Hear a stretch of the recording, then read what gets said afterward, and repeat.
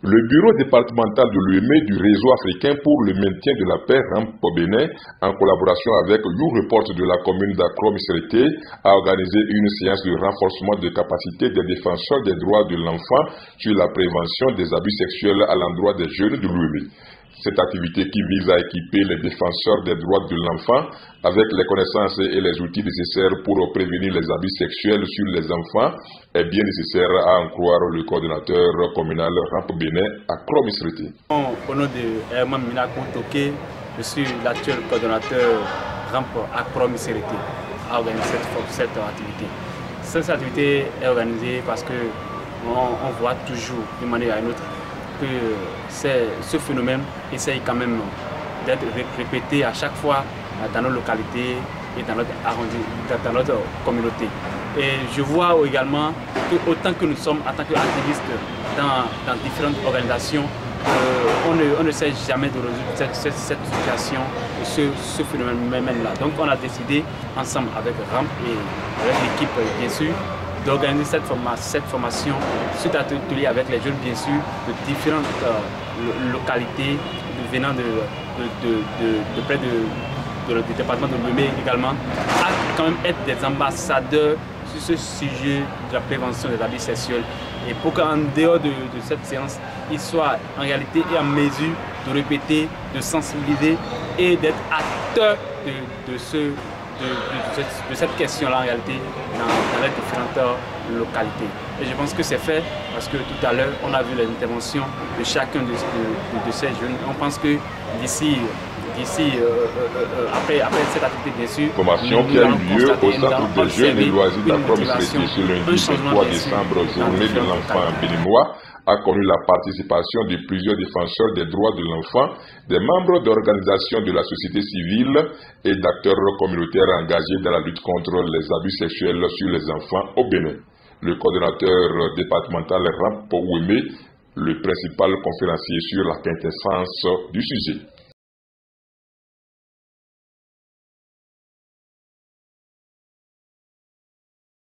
Je suis Adolphe Kogo. Je suis le coordonnateur du RAMP, le réseau africain pour le maintien de la paix. Il y a plusieurs formes d'agression sexuelle en termes d'abus sexuels des enfants. Nous avons par exemple s'exposer au nu devant un enfant qui est mineur. Nous avons aussi la protection, la production et le partage des films, des images pornographiques. Et nous avons aussi le fait d'avoir des conversations obscènes avec un enfant par message ou bien par appel téléphonique. Et en termes de manifestation, il y a des symptômes. Vous allez voir un enfant qui est victime de cette pratique. Il a des difficultés à avoir des relations dans la société et des problèmes de sommeil. Et il y a aussi, si je peux me permettre, ces enfants-là ne se maîtrisent pas, il y a le manque de confiance. Les conséquences des abus sexuels, nous avons des conséquences. Les travaux en groupe et en plénière étaient basés sur, entre autres, comprendre les abus sexuels, causes, conséquences et signes d'alerte, découvrir le cadre juridique pour mieux agir, partager des outils concrets pour la sensibilisation et la protection des enfants.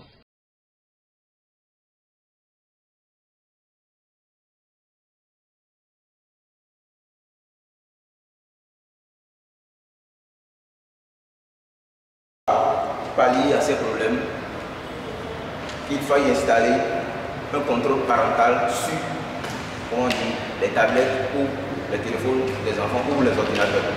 Pour surveiller un temps, parce qu'on ne peut pas refuser à un enfant de ne pas jouer à un jeu ou bien de ne pas aller sur certains sites. Mais en installant des contrôles parentaux sur les téléphones, on pourrait avoir accès à tout ce qu'ils font ou à les messages qu'ils écrivent ou bien le temps qu'ils passent sur un réseau. On peut contrôler tout ce temps-là. Et déjà, si un enfant passe une heure sur un réseau, on le coupe. Ici, comme nous l'avons déjà prévenu, ici, on remarque que l'entraîneur ici essaie d'intimider Elias. Mais Elias ne veut pas se laisser faire. Et par suite, il exerce la force pour pouvoir faire passer ce qu'il veut faire. Et par suite, Elias était obligé. Il voulait, il avait même peur déjà et il veut passer à l'acte ici. Et par la suite, nous avons convenu qu'ici, il y a la violence psychologique, parce que l'entraîneur a été sur Elias. Et par la suite, il y a la violence sans toucher. Ce tonton, lui, il vient avec eux, s'entend très bien avec la famille. Et par la suite, il abuse de l'enfant de cette famille. Et il oblige, il touche ses parties intimes sans que la petite ne soit consentante. Là, il s'agit d'un abus sexuel physique, par touchement. On peut aussi dire psychologique. Si nous étions à la place de l'un des parents de cet enfant, et comme recommandation, là, proposer qu'il faut porter plainte aux autorités compétentes.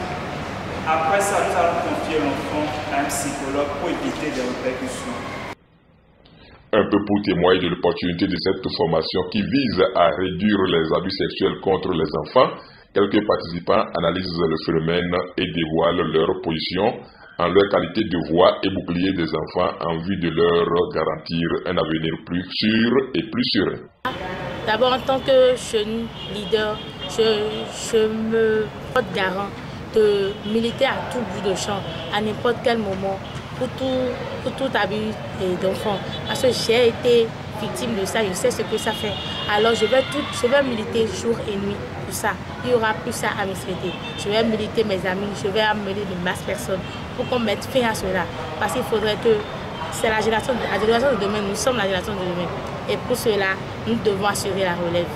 Alors je vais militer. Et grâce à mon ONG aussi, l'Institut de lettres, dont je suis la coordinatrice départementale de Lomé, on va œuvrer main dans la main pour dire non à l'abus sexuel contre l'enfant. À la fin de cette formation, je m'engage réellement à défendre tout cas d'abus sexuel envers les enfants, à sensibiliser auprès de moi, déjà à la maison, déjà dans la famille, plus proche, les voisins et autres, à sensibiliser sur la protection et la prévention des abus sexuels contre les enfants. Très bonne formation, c'est une occasion de remercier tous les acteurs qui ont contribué à l'effectivité de cette activité. Moi, je pense qu'il faut revoir l'éducation familiale. Et je donne l'exemple de Papa Noël qui est célébré tout le temps. Et on donne l'impression aux enfants que les parents ne sont pas capables de les aider. Nous allons acheter des cadeaux, mais il faut qu'on montre que ce sont... Donc c'est de l'hypocrisie qu'on leur apprend, par exemple. Et si les maisons n'étaient pas une couchette, excusez-moi le terme, si on ne devait pas dormir à la maison, il y a des parents qui ne vont jamais venir à la maison pendant 10 ans. Et quand on est à la maison, vous allez voir que personne ne reste là pendant 1 heure pour s'occuper et rien que des enfants. Hein? C'est soit la télévision, soit c'est les jeux, soit c'est WhatsApp, soit c'est les visites qu'on privilégie. Nous allons accorder plus de temps à l'éducation de nos enfants et qu'on échange avec ces enfants-là pour pouvoir mieux les caser, les orienter et ne pas faire l'éducation dictatoriale tout court. C'est ce que je pense pour pouvoir réduire les abus sexuels et que ceux qui sont des personnes âgées qui continuent de faire comme ça là cessent. Sinon, ils vont se retrouver derrière les barreaux.